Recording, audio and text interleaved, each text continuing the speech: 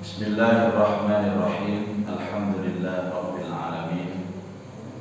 Wassalatu wassalamu ala ashrafil anbiya wal mursalin Sayyidina wa maulana Muhammadin wa ala alihi wa sahbihi wa tabi'ina wa man tabi'ahum bi ihsan ila yaumiddin. Asyhadu an la ilaha illallah wa asyhadu anna Muhammadan abduhu wa rasuluh. Allahumma salli ala Sayyidina Muhammad wa ala alihi wa sahbihi ajma'in. Amma ba'du. Ma'asyiral hadirin wal hadirat, marilah kita membuka pengajian ini dengan baca Al-Quran. Mudah-mudahan Allah Ta'ala senantiasa memberikan kita ilmu yang manfaat. Dengan ilmu itu kita bisa mengamalkan dalam kehidupan kita sehari-hari, bisa mencontoh pribadi Rasulullah SAW yang pada saatnya nanti muncul rasa mahabbah atau cinta di hati kita kepada Rasulullah, dan barokah mahabbah itu nantinya kita mendapat syafaat dari Rasulullah SAW di yaumil qiyamah. Al-Fatihah. A'udzubillahi minasyaitonir rajim. Bismillahirrahmanirrahim.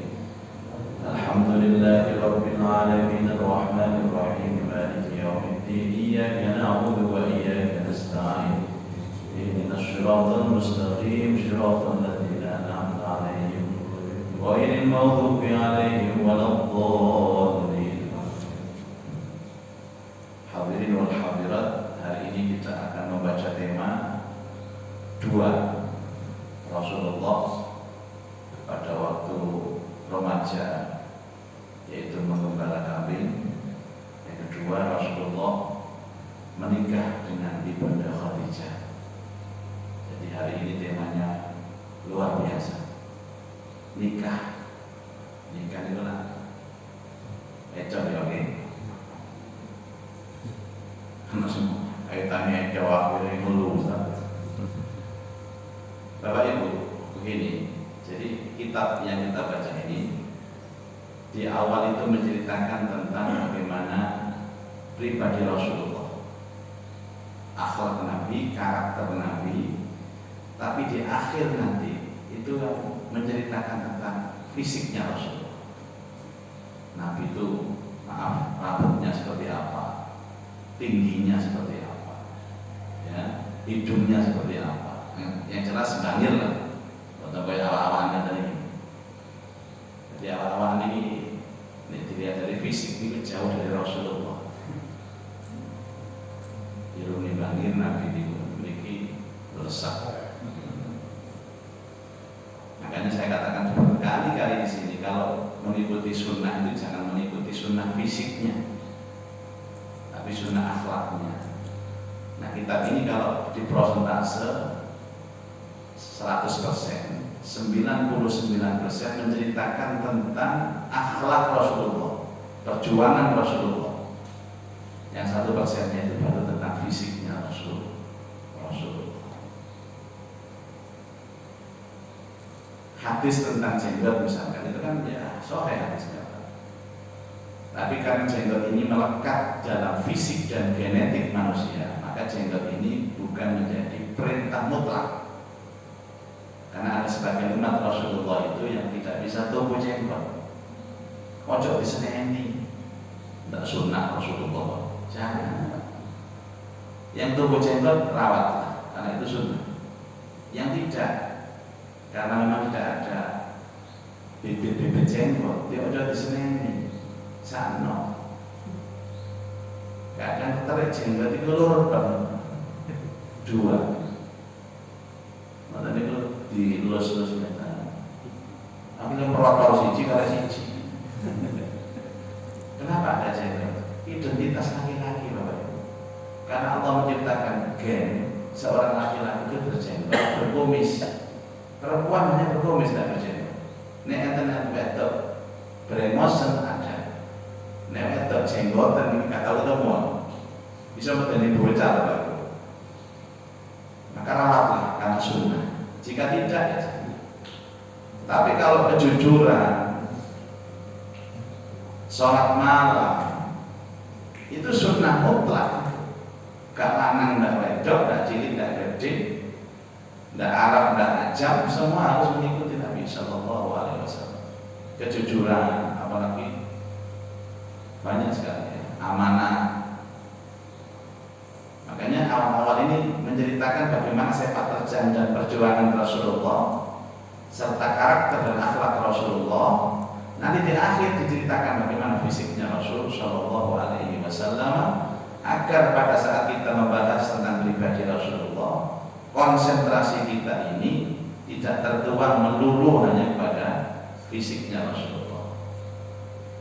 Paham tidak? Maka cari ini ulama juga paham tidak? Paham. Baik Bapak Ibu, ketika Nabi Shallallahu Alaihi Wasallam menginjak masa remaja, remaja itu kira-kira umur pinter ya Pak? Kan ada dalam ilmu psikologi perkembangan manusia itu kan ada namanya, ada bayi, ada anak, ada remaja, ada dewasa, ada tua. Saya tambahin yang nomor 6, ada innalillah. Nah, remaja ini kategori usia berapa? 15 sampai 25 dalam psikologi itu, 15 sampai 25. Makanya kalau ada pergerakan remaja di masjid yang mereka rata-rata di usia SMP sampai dengan kuliah, mereka disebut remas, remaja masjid. Kalau musola remus, remaja musola. Ada lagi remuk, itu dicari-cari ke remuk. Jadi ketika Nabi berusia 15 tahun sampai menjelang 25 tahun, apa yang beliau lakukan, hadirin sekalian? Tidak mempunyai pekerjaan tetap. Tidak mempunyai pekerjaan tetap. Hanya saja beberapa riwayat menyebutkan beliau terbiasa mengembala kambing di kalangan Bani Sa'ad di Mekah dengan imbalan uang beberapa dinar. Artinya Rasulullah memang secara tetap tidak punya pekerjaan, tapi seringkali dimintai tolong orang untuk mengembala kambing. Bahasa Arabnya namanya ra'iyah. Kenapa kambing ini menjadi titik daripada contoh bahwa Rasulullah punya aktivitas mengembala kambing? Karena mengembala kambing ini tidak mudah. Dia butuh cerdas, dia butuh pandai, dia butuh manajemen untuk bagaimana kambing-kambing itu bisa nurut sama dia. Dan lebih dari itu, gembala kambing harus punya sifat jujur dan amanah. Itu kan pernah suatu ketika Sayyidina Umar bin Khattab radhiyallahu anhu mendatangi seorang anak remaja yang mengembala kambing. Kambingnya banyak. Jadi kalau mengembala kambing itu jangan dikira kambingnya cuma 1-2. Ada yang 40 kambing, 100 kambing orang satu. Jadi ada manajemen. Sang anak ini didatangi oleh Umar, ditanya, "Nak, bolehkah aku beli kambingmu 1?" "Jangan Pak, tidak usah, tidak apa. Nanti kamu saya beri uang, saya bawa kambingnya. Bilang saja kepada jeraganmu kalau kambingmu hilang. Enggak menikahi jeraganmu, gak kira ninteni kan? Gak ngerti jeraganmu," katanya anak kecil ini. "Jeraganmu gak ngerti Pak, tapi Gusti Allah ndelok Pak." "Ya apa Pak ini? Lo toman apa mboten sampean?" Arek cilik model kaya ngoten. Itu namanya muraqabah, selalu merasa diawasi Allah. Kalau hati sudah muraqabah Pak, iman kita aman. Iman kita aman.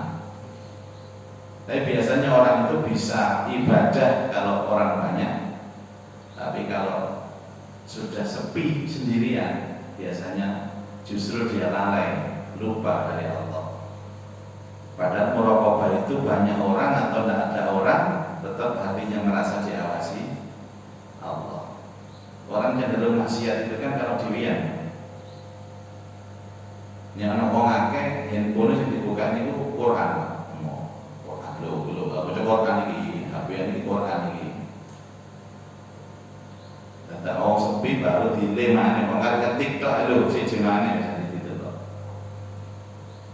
Makanya ra'iyah atau penggembala ini menjadi contoh karakter kehidupan Nabi Shallallahu Alaihi Wasallam. Berarti apa? Nabi itu mulai remaja dilatih untuk memimpin. Sama tahu ra'iyah itu apa tadi? Ra'iyah itu terjemahnya penggembala, tapi di terjemah yang lain dia adalah pemimpin. Kullukum ra'in wa kullukum ra'in wa kullu ra'iyah mas'ulun an ra'iyah. Setiap kamu adalah pemimpin dan setiap pemimpin itu akan dimintai pertanggungjawaban atas yang dipimpin. Mengembala kambing itu ra'iyah. Nanti pulang dicek sama jeragannya gimana. Jadi jangan dilihat bahwa Rasulullah aman wedhus tok, tapi Rasulullah sejak remaja ditempa oleh Allah menjadi orang-orang yang punya rasa tanggung jawab, punya rasa bisa mampu manajemen untuk ngatur wedhus itu. Kadang-kadang wedhus siji uang ngene aturan. Ini wedhus 100. Itu Rasulullah. Jadi apa Pak? Kejujuran, amanah itu kan harus dilatih sejak dini. Kalau tidak, nggak bisa. Jadi ilmu-ilmu sifatnya akhlak ini harus ditempa sejak kecil. Panjenengan nggak ada yoga misalnya, ya harus dari kecil Pak. Dilatih jujur harus dari kecil.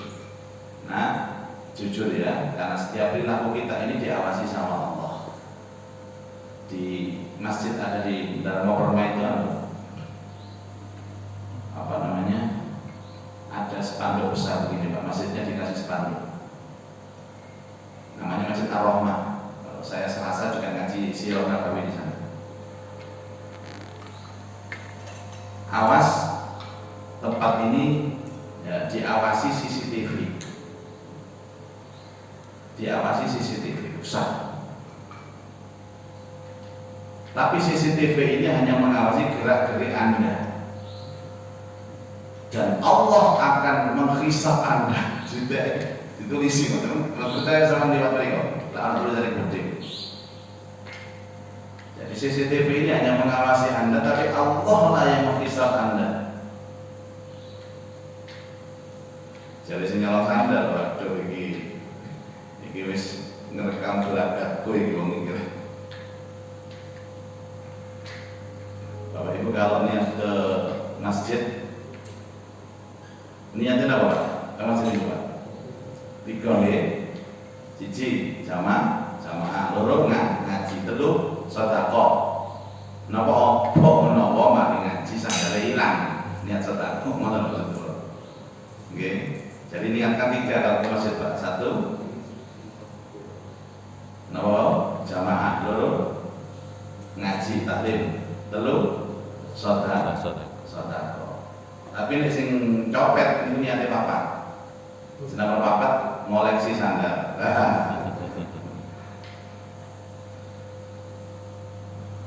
Pada usia 25 tahun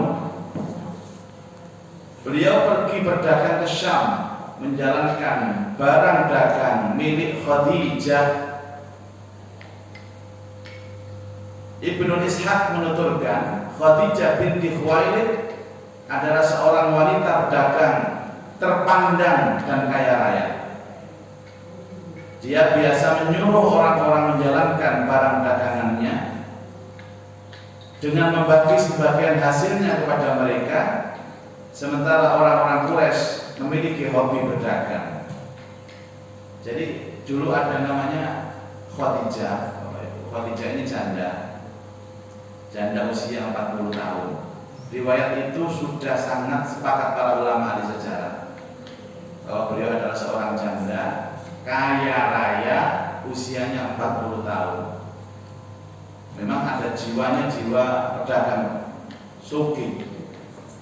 Dan level kekayaan Khadijah itu adalah miliarder. Coba Dan maaf diceritakan oleh Ibnu Ishaq bahwa Khadijah ini seorang janda yang cantik. Coba ini sama bayangkan ya.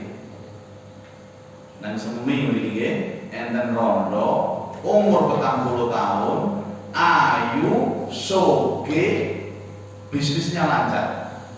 Kira-kira wong lanang-lanang ngerebut tertarik napa mboten? Tertarik. Sing durung rabi ya tertarik, sing wis rabi ya tertarik. Sing wis bojone telu pengen nambah situngkas dari papat. Sehingga waktu ceritanya Ibnu Ishaq menuturkan bahwa Khadijah ini setiap hari itu pasti ada yang melamar. Bendino, mau yang melamar. Dan setiap kali ada seorang laki-laki yang melamar selalu ditolak oleh Khadijah dengan cara yang baik. Jadi ditolak. Ya maaf Bapak Ibu sekalian, kalau seandainya kita hidup di sana terus lihat janda Khadijah ya berangkat aja. Nah persoalannya apa? Dulu itu karena nas tentang menikah lagi itu kan ada di Quran. Dulu itu biasa orang menikah lagi itu biasa. Yang penting bisa nyukupi bojone terus dia kemudian pamitan terus libat itu. Dan istrinya pasti mengizinkan. Misalnya Bu, apa nanti Pak, lu apa pamit? Nanti kamu sebelah lapor apa ngerabi kan orang doanya ternyata ditinggal mati selesai masa iddah. Sama senang tak Pak? Ya senang sih. Ya wes Pak, udahlah tak apa-apa, hati-hati ya, semoga selamat kabeh, sukses ya lancar. Ngerti kan? Tapi ya Allah daninya Pak, zaman saat ini nang ngene sampe koyo ngoten daninya.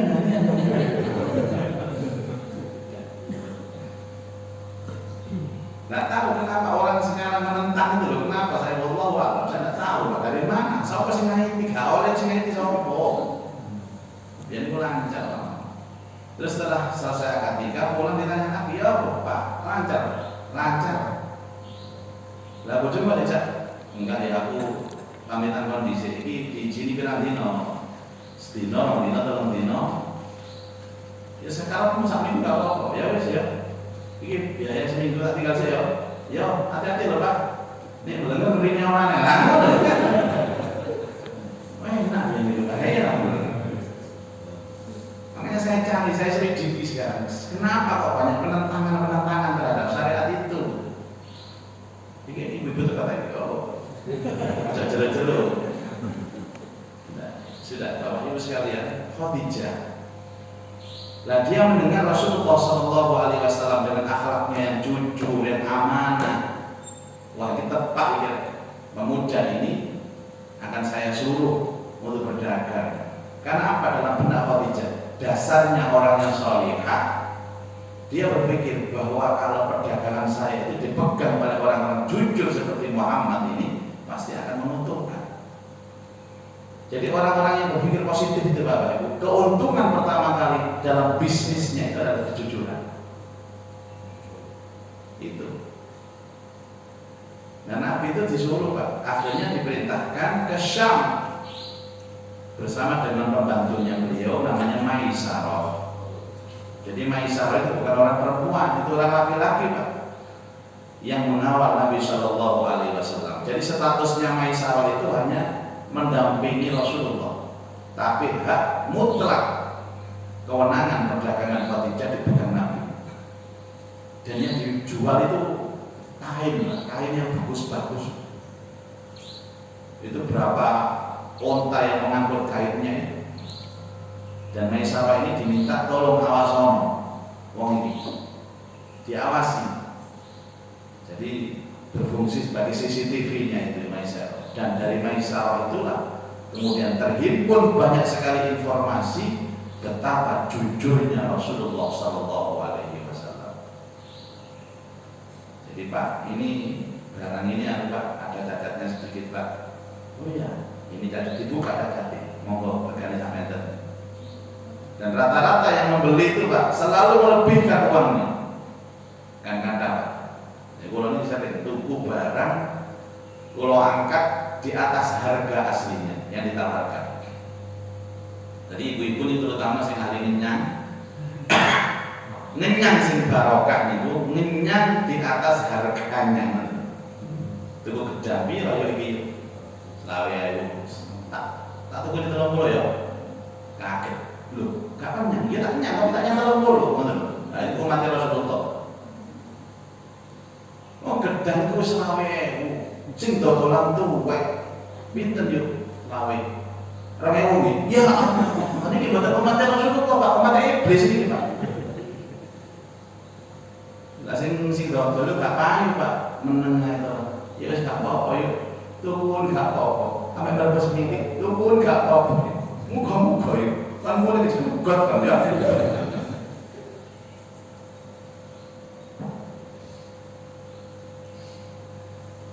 Jadi ditawar begitu Bapak Ibu sekalian. Nah, kemarin saya dodol tuwek, terus barang dagangannya sedikit, mau ditego ya. Padahal ada nilai sedekah itu sing mboten krasa sedekah. Kula bareni. Enten wong sedekah mboten krasa sedekah, tapi ganjarane ngumpuli sedekah. Kula bareni loro sing ada sedekah yang tidak terlihat sedekah, tapi ganjaran ngumpuli sedekah. Siji, orang hutang kepada kita, jatuh tempo, berikan dia tenggang tempo lagi kan senyawa. Terus senyawa cak ulang ya wis. Saya ngomong ya wis tak kais ulang ngarep maneh. Iku sedekah. Ngumpuli sedekah. Barang ulang ngarep maneh ditagih ya baca wis sampe tak durung. Lah kapan ulang ngarep ya wis nikah iman sedekah maneh. Sampai ke bulan yang ketiga, wis aja durung. Kok kayak senyawa sak ya wis bismillah ya tak akadna ya. Utangmu lunas. Ngono ta dia. Wah, niku sedekah ngumpuli sedekah. Wa anta saddaqu khairul lakum in kuntum ta'lamun. Fa in kana du usratin fa nadhiratun ila maisara wa anta saddaqu khairul lakum in kuntum ta'lamun. Kalau dia berat untuk membayar, maka berikan kemudahan tambahan hari untuk membayarnya. Jika pada hari itu tidak bisa membayar lagi, maka sedekah. Satu. Yang kedua, jual beli.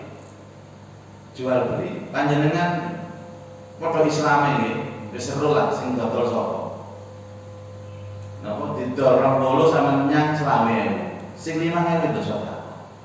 Tapi kenapa dia mengumpuli pahalanya sedekah? Karena tidak terasa dia diberi. Jangan dodolan. Nah, ana susuke sing dukung ngeten iki. Lha Pak, ana susuke saya pun jenengan mau. Niku sedekah ngumpuli sedekah. Sebab orang yang disodakoi gak rumongso nerima, wong susu Pak. Wong susu. Tapi sampean itu umpama di kepingin tuku, sampean siapakan mesisan duwe sing gede. Pasti akan susu wis. Sisane sedekah. Misalnya sampean tuku rokok, misalnya rokok 10.000 ngoten iki. Sampeyan siapno 1.000. Sing 90 sampeyan siapno kan susu ya Pak SPM. Iku semampu Pak. Susu 90.000 pun berapa tahun? Cari sing dodol ya Allah, semoga barokah rezeki barokah kabeh barokah. Wah, nyenyak sampai tukar. Pinten Pak? Awe. Mosok awal 10.000. Saya susu. Barangnya gak awal 10.000. Wah, enak ya barang elek ya Allah nyanyak. Wis nyenyak ya Allah. Jadi banyak orang itu maksiat kan itu di perdagangan.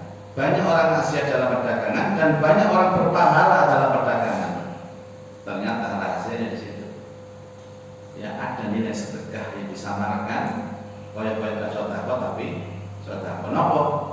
Nek ana susu gak dijaluk. Pun sampeyan. Kula niku biasa nerangkan tapi maaf yang jualan perempuan. Pembelajaran pun tak sangat sampai cari simpati. Pak sampai ini bisa.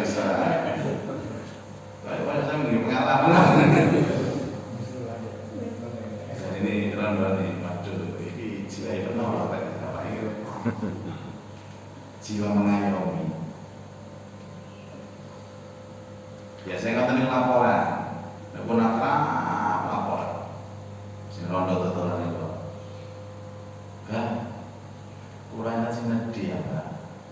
Apa, Pak? Ana sing nedhi apa sih, Pak? Ana sing lamar. Oh, ya Allah. Ditelok wajahe si bapak abah niku. Nek sedih, mek karep deh. Aduh, Pak, apa namanya, Pak? Kurang minggu ngajeng. Kayaknya dibatalkan ya, Pak. Nah, ini modus nih. Saya merekam, gue pengalaman mboten, Pak. Kalau mboten pengalaman, cuman kulino. Akhirnya berangkat Rasulullah ke Sam, diantar siapa? Maisarah. Bapak Ibu, di tengah perjalanan berdagang, baik pergi maupun balik, di situ Maisarah menyaksikan betapa Rasulullah SAW itu punya akhlak yang mulia. Satu. Yang kedua, dia menyaksikan kejadian-kejadian aneh yang dialami oleh rombongan itu. Banyak kejadian aneh. Salah satunya disebut, dia menyebutkan bahwa perjalanan kami ke Sam di musim kemarau, ya, yang panas, tapi kami tidak pernah merasakan rasa panas itu. Terpayungi dengan mendung terus. Cerita Khadijah, teman-teman, ada yang jujur Khadijah, dagangannya untuk teman-teman. Padahal Khadijah sudah menaruh hati sebelumnya kepada Rasulullah. Ya, karena akhlaknya itu, sudah cari-cari informasi sopo si Muhammad itu bagaimana keadaannya Muhammad itu. Sing Rasulullah ya kak rumong sudah diincar kali Khadijah ini kok. Jadi sekembalinya dari Syam, Maisarah menceritakan tentang peristiwa-peristiwa penting dagangannya Khadijah itu untung besar. Biasanya kalau dia untung itu hanya sekian persen, ini untungnya beratus-ratus%. Jadi keuntungan itu bukan dari kebohongan dan penipuan, justru keuntungan itu dari kejujuran Rasulullah SAW. Jadi Khadijah, terima kasih ya. Ya Allah, Engkau telah mengirimkan laki-laki yang tepat di dalam hidupku, yang pada waktu itu usia Nabi Shallallahu Alaihi Wasallam 25 tahun, Khadijah 40 tahun. Berarti kaca ini Pak 15 tahun, tapi 40 tahun rondo. Khadijah suki, keramut, rondo ini keramut kan enten rondo niku keramut, enten rondo boten keramut kan enten. Kita gantung danae lah. Jadi 15 tahun terpautnya usia Rasulullah dengan ibunda Khadijah. Akhirnya menikah. Bagaimana pernikahan Rasulullah Shallallahu Alaihi Wasallam? Bapak Ibu, Khadijah itu pokoknya setelah dari Sam itu wabeh niku senang. Bahkan dia berkata dalam sirah ini, wah inilah laki-laki yang aku cari-cari. Ya, padahal sing ngelamar mantap Pak, sugi-sugi, ganteng-ganteng, ditolak istri kali Khadijah. Tapi ketemu Rasulullah Shallallahu Alaihi Wasallam, tertarik dan yakin. Nah, pintunya dari mana?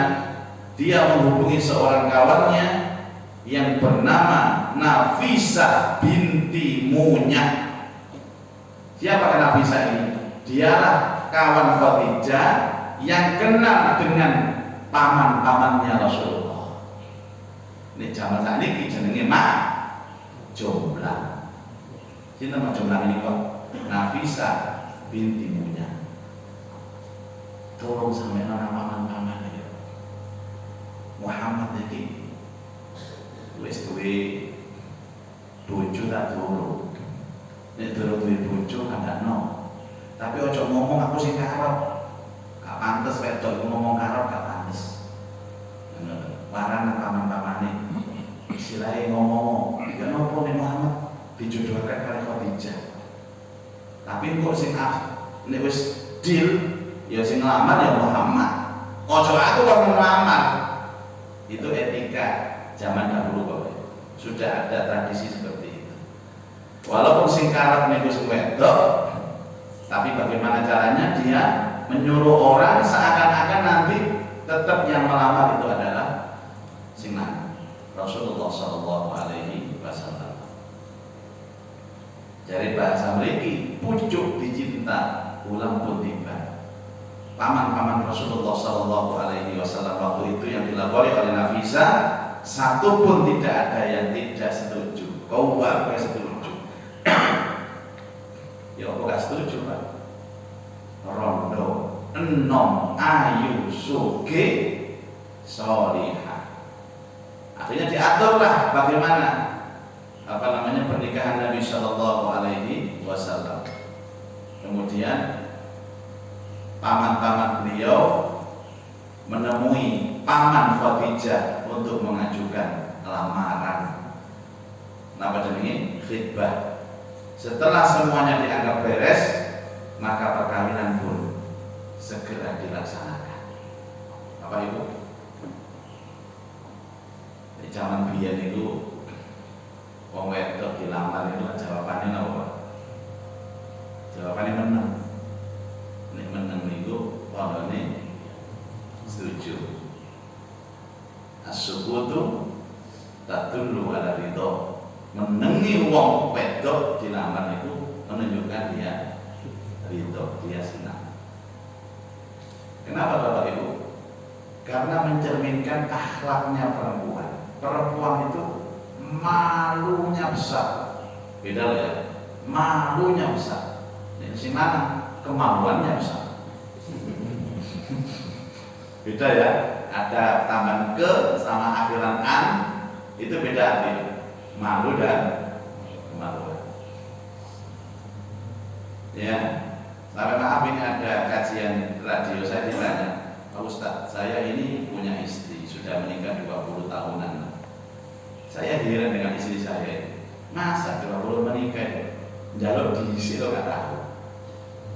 Jalur diisi lo gak tahu. Mesti kulotok sih jalur. Terus saya jawab, ya sing bener iku iku, Pak. Sing bener iku ya iku. Mboten ngoten maksud kula. Kaya bojo kula niku. Mboten nenten kekarepan kula. Tidak ada syahwat sama sekali kepada saya. Bukan. Kamu itu syahwat gede ngungkuli wong lanang. Tapi isine ngungkuli syahwat. Ya bener sing njaluk ku sampeyan. Ini bojo sampeyan iki jenenge ngentek iki. Sing bener ngene coba, tapi harus dikawiti, Pak. Oh, temenan. Ya ginjal-ginjal temenan. Diutik iki ngono. Bener gak kalau ngawiti? Karena malu. Nah, makanya orang perempuan dilamar itu jawabannya diam. Ya apa ndo? Kon dilamar iki cak joy ya apa kalau tak meneng tok. Menengnya memes. Ini kan sebenarnya ngotot itu tandanya setuju. Tapi ini bergeser, Pak. Nilai sosial ini sekarang bergeser. Oh ditakoni kok ngomong iya itu. Ya pondok dulu dilamar. Iya, teman tak? Iya. Ya Allah. Sehingga ada pengecualian. Kalau itu gadis, dia diam.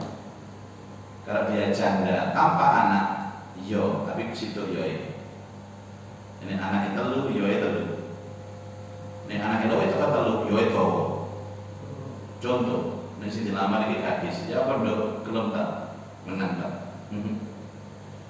Ini rondo, ini iya. Anak ini rondo ya. Ini bapak-bapak perlu dicatat loh Pak ini Pak. Ini rondo ya loro, iya. Ini semua itu kata lu, iya.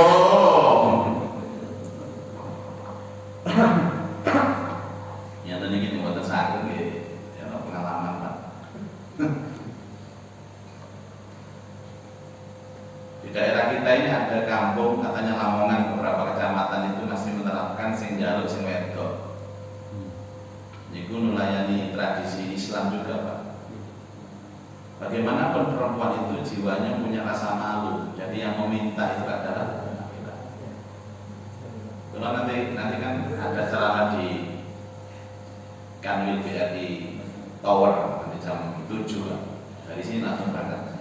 Ada motivasi pagi itu anak-anak kalau curhat-curhat kepada saya itu ada seorang laki-laki si Joko seneng sama itu.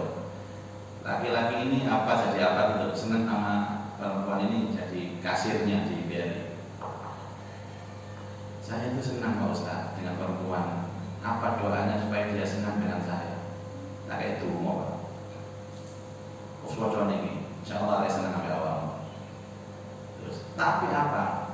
Gak ngomong saya senang. Dungor. Dan betul Pak, akhirnya perempuan itu senang sama dia. Tapi bagaimana gak tahu ngomong. Sing lanang jaga sing wedok ngomong dhisik.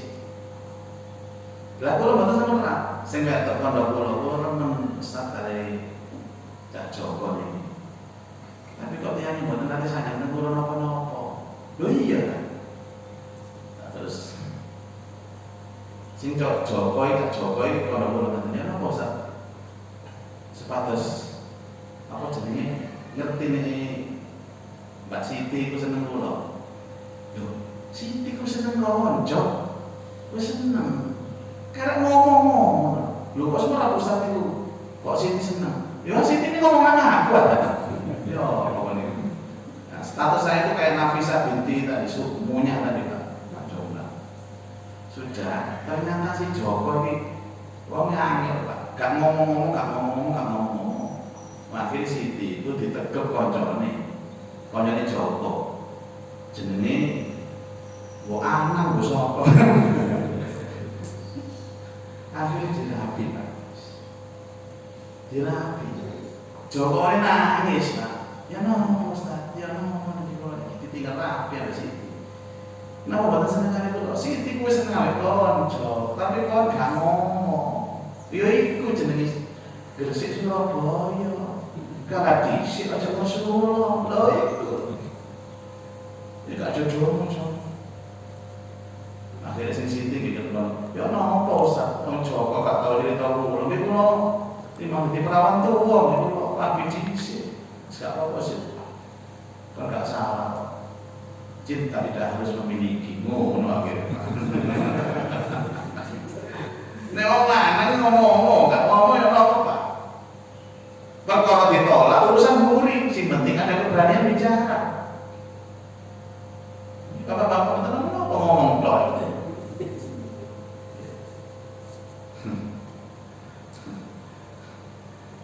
Ya, jadi ini gak ngomong licik. Akhirnya menikah Bapak Ibu sekalian. Khadijah berumur 40 tahun, Rasulullah berumur 25 tahun, dan mas kawin yang beliau berikan kepada Khadijah, ini sesuai dengan sirah Pak, adalah 20 ekor unta muda. 20 ekor unta muda. Dan maaf, ini adalah hasil tabungan Rasulullah SAW ketika bekerja kepada Ibunda Khadijah. Jadi nyawet gawean ini rondo wae Pak, dibayari, dicelengi, ngelompok duwike digawe ngelamar damel mas kawin. Nek unta muda niku kira-kira sakniki regane umpamane nggih. Unta itu harganya 3 kali lipat dari sapi, Pak. Anggaplah sapi 20 juta, berarti kan 60 juta. Kalau yang masih muda mungkin lebih murah, 50 juta. 20, 5 kali 2 berapa? Ya 100 juta. Ini mas kawinnya Rasulullah SAW kepada istri Khadijah. 100 juta. Ya Allah, luar biasa. Jadi orang itu kalau membeli mas kawin dengan yang banyak itu kan ada nilai penghargaan. Kalau ini menghadiri acara, kalau bernikah, itu enten ucapan saya nikahkan dan saya kawinkan kamu dengan anak kandung saya nama Fulana bin Fulana dengan mas kawin mobil all new CR-V kontak. Saya terima nikahnya dengan mas kawin all new CR-V kontak. CR-V ini beli Pak, tengah jam.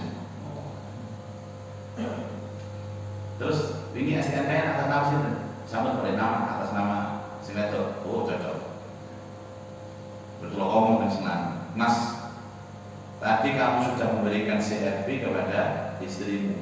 Berarti CRV itu haknya istrimu dan miliknya istrimu. Seandainya kamu nanti memakai, kamu harus ada akad pinjam. Jadi mobil ini. Mesti alih kepemilikan. Mau itu top Pak, gagal. Saya diserahkan kontak nominiatur kontaknya. Tapi CRV ini temen kok. Ini ada CRV ini temen dealer. Berarti buatan halal, tapi mau ajaran dengan mas kawin, all new CRV utang. Saya senang dealer.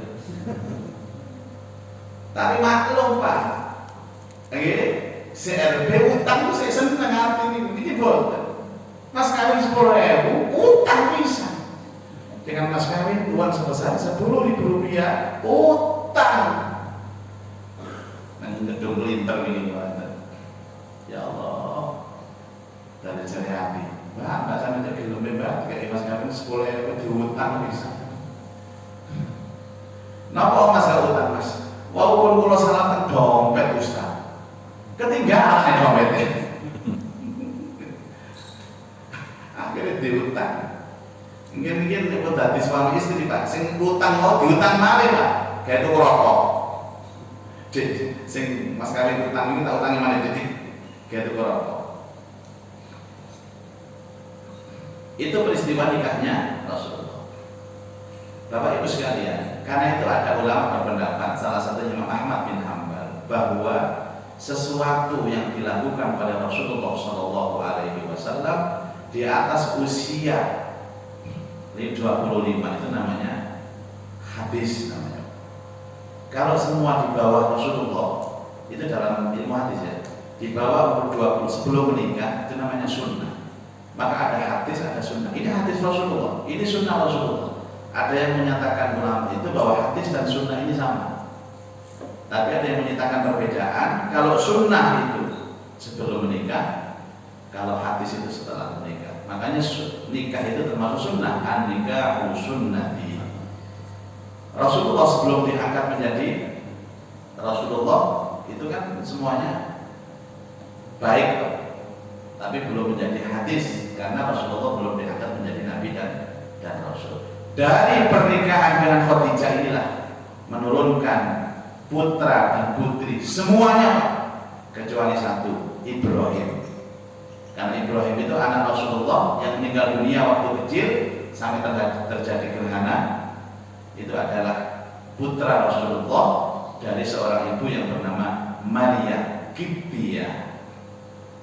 Maria Qibtiyah ini nanti dinikah pada saat di Madinah. Nanti ada ceritanya sendiri menikah dengan Maria Qibtiyah.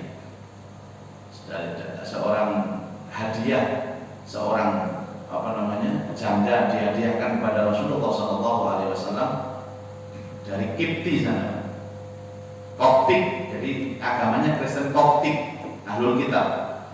Nanti Rasulullah juga menikah dengan seorang perempuan janda dari Yahudi namanya Sofia. Jadi banyak karakter-karakter pernikahan Rasulullah SAW. Ada yang mengatakan 9 istri Rasulullah, ada yang mengatakan 11 istri Rasulullah. Nanti kita ceritakan di belakang. Dan dari sekian istri itu yang menurunkan anak hanyalah ibunda Khadijah. Siapakah mereka? Pertama adalah Qasim. Jangan iling-iling dipanggil. Kemudian Zainab, Ruqayyah, Ummu Kulsum, Fatimah, dan Abdullah. Ada 6 putra putri Nabi Shallallahu Alaihi Wasallam, tapi semuanya wafat sebelum Rasulullah wafat. Satu-satunya putri yang hidup setelah Rasulullah adalah Fatimah Az-Zahra Al-Batul. Ketika Rasulullah wafat masih menangis, tapi 6 bulan setelah Rasulullah wafat, Fatimah juga wafat. Jadi satu-satunya anak yang wafatnya itu setelah wafatnya Rasulullah itu hanya Fatimah Az-Zahra Al-Batul. dan itulah yang menurunkan cucu-cucu Rasulullah Shallallahu Alaihi Wasallam. Sementara ada beberapa istri itu yang tidak punya anak. Jadi istri Nabi yang punya anak hanya 2, Pak. Siapa? Khadijah, anaknya 6 tadi. Siapa saja? Qasim, Zainab, Ruqayyah, Ummu Kulsum, Abdullah dan Fatimah. Kalau yang namanya siapa? Ibrahim tadi anaknya siapa?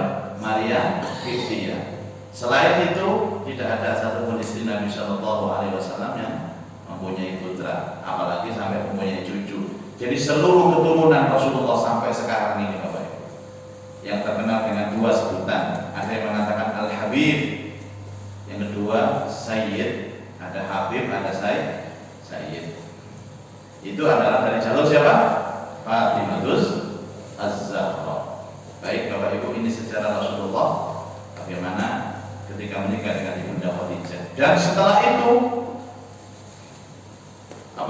Khadijah menjadi pembela Nabi Shallallahu Alaihi Wasallam. Nanti ketika diangkat menjadi Nabi dan Rasul, maka wanita pertama yang mengimani Rasulullah adalah Khadijah. Mudah-mudahan kita mendapatkan ilmu yang manfaat. Al-Fatihah.